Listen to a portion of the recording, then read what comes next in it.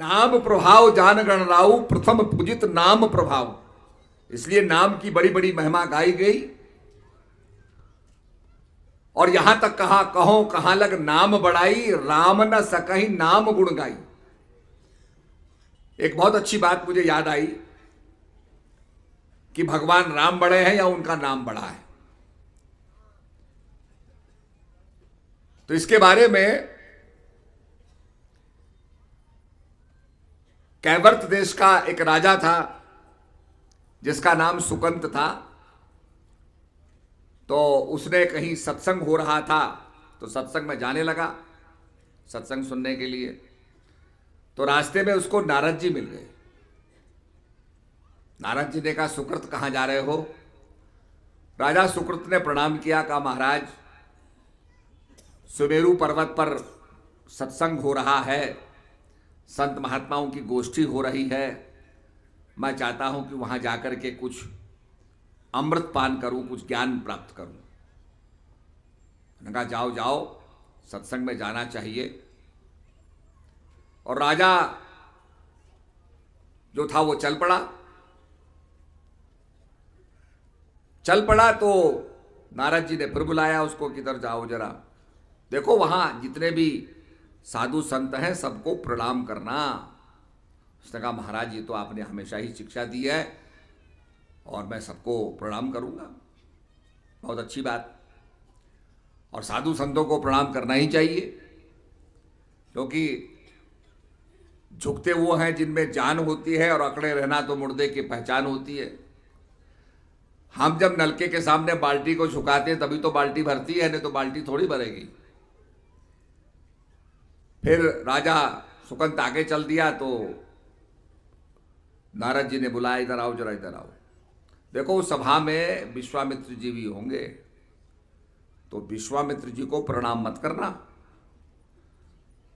तो राजा ने कहा महाराज ये क्या बता रहे हैं आप, विश्वामित्र को मैं प्रणाम नहीं करूंगा?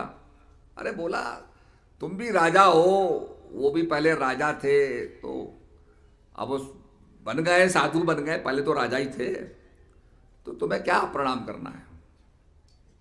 महाराज जैसी आपकी इच्छा। अब राजा गया तो राजा ने सभी संतों को प्रणाम किया, करते करते विश्वामित्र के पास आया तो विश्वामित्र को प्रणाम नहीं किया सुकंत ने। अब विश्वामित्र तो आग बबूले हो गए, खासकर उन्हीं की राजा होकर के, और फिर उनका अपमान करे, राजा सुकंत होकर के अपमान करे, आग बबूले हो गए और सीधे सुमेरु पर्वत की सभा को छोड़ करके सीधे भगवान राम के पास पहुंचे। तो भगवान राम शयन कर रहे थे, सो रहे थे। लक्ष्मण जी चौकीदारी कर रहे थे। तो कहा उठो, उठाओ राजा को, उठाओ राम जी को उठाओ। लक्ष्मण जी ने कहा जी आप, भगवान सो रहे हैं।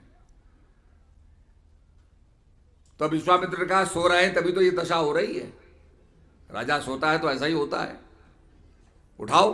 अब उनकी आवाज सुन के भगवान राम उठ गए, उठ करके आए कि कहो महाराज विश्वामित्र जी क्या हो गया? बोला जी मेरा अपमान हो गया और मुझे वचन दो कि आप सुकंत का वध करेंगे।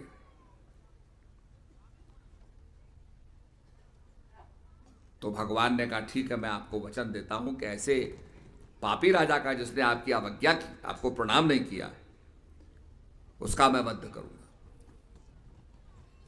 अब भगवान ने आदेश निर्गत किए, सारी सेना तैयार होने लगी। उधर राजा सुकंत को पता चला कि भगवान मारेंगे।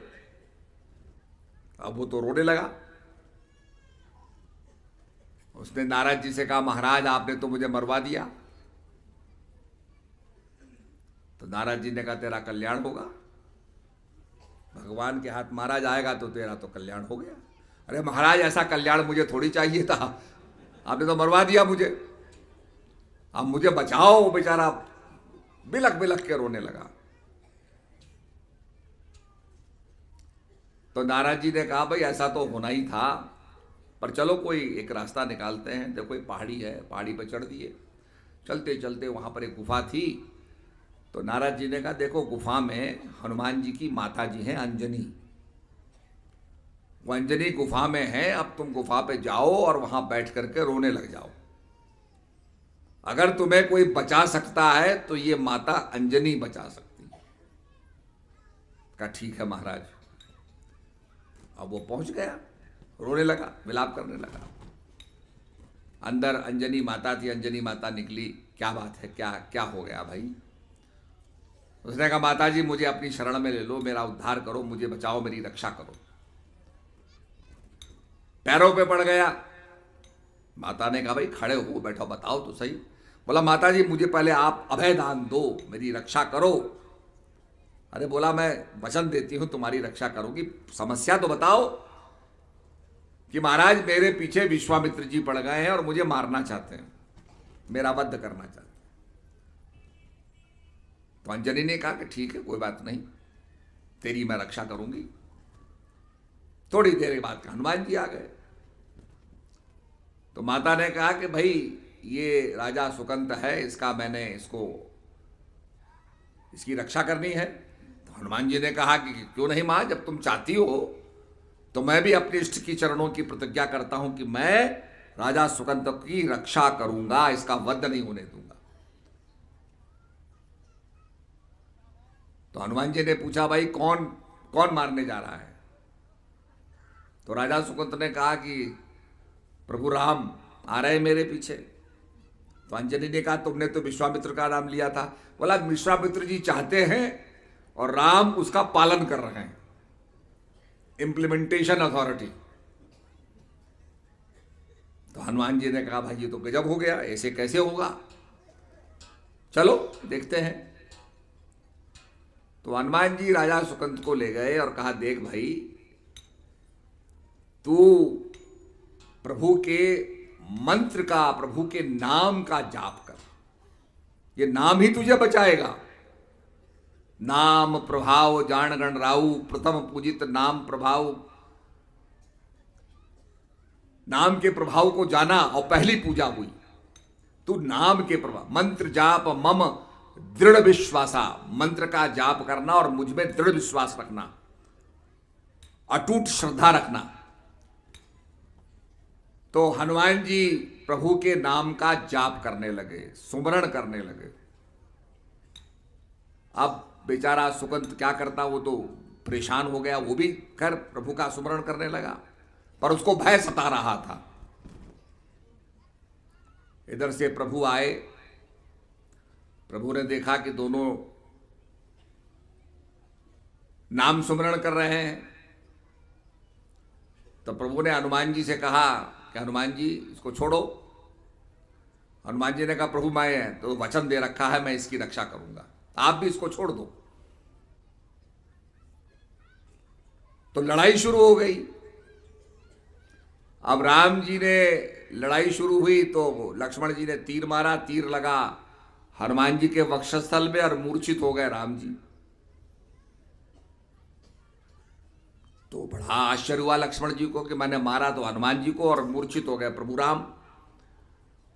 तो देखने गए तो हनुमान जी के पास तो कुछ था ही नहीं, कोई अस्त्र शस्त्र नहीं था, वो तो प्रभु का नाम का स्मरण कर रहे थे।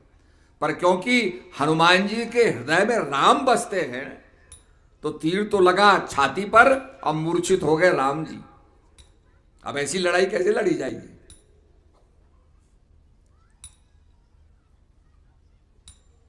तो प्रभु राम जो थे देखने लगे हनुमान जी को, हनुमान जी के वक्षस्थल से खून बह रहा था। प्रभु राम खून नहीं देख सके, बड़े बड़े व्याकुल हो गए। तो आंख बंद करके हनुमान जी के सिर पर हाथ फेरने लगे, हाथ फेर के अपनी छाती पर फेरते थे और हनुमान जी के सिर पे हाथ फेरते। एक दो दफे किया तो हनुमान जी बड़े चतुर थे, वो अपने आप खसक करके और राजा सुकंत को बैठा दिया। अब प्रभु राम ने हाथ रखा सिर पर और छाती पर रखने लगे। हाथ रखा, देखा तो ये तो किसी और का हाथ सिर है, देखा तो देखा सुकंत बैठा है। तो हनुमान जी ने कहा प्रभु आपने इस पे हाथ रख दिया है तो आप इसकी रक्षा करो, इसे अभय दान दे दो। इतनी देर में विश्वामित्र भी आ गए। विश्वामित्र आ गए तो नारद जी कहने लगे कि अरे सुकंत जाके चरण पकड़ ले विश्वामित्र जी के और इनसे माफी मांग ले। प्रभु राम कहने लगे क्या किया ये आपने नारद जी, ये क्या लीला रची आपने। तो नारद जी कहने लगे प्रभु मैं जहां जहां अभी जाता था आपका गुणानुवाद गाता था, आपका कीर्तन करता था, तो लोग ये पूछते थे कि राम बड़े हैं, राम का नाम बड़ा है। तो मैं किस किस को जवाब देता। तो ये जो लीला आपने रची है, इस लीला से अब ये पता हो गया कि राम से बड़ा राम का नाम है। आपका नाम जो जपेगा उसका कल्याण होगा। तो हमें भी जीवन के अंदर प्रभु के नाम का सहारा लेना है। तो ऐसे ही जो ज्ञान है, जब उसके सामने हम आते हैं, प्रभु के सामने आते हैं, तो साक्षात्कार होता है। और उसके लिए सदगुरु का ज्ञान प्राप्त करना जरूरी है। सदगुरु का जो नाम, जिसको नाम दान कहते हैं, वो नाम प्राप्त करना जरूरी है।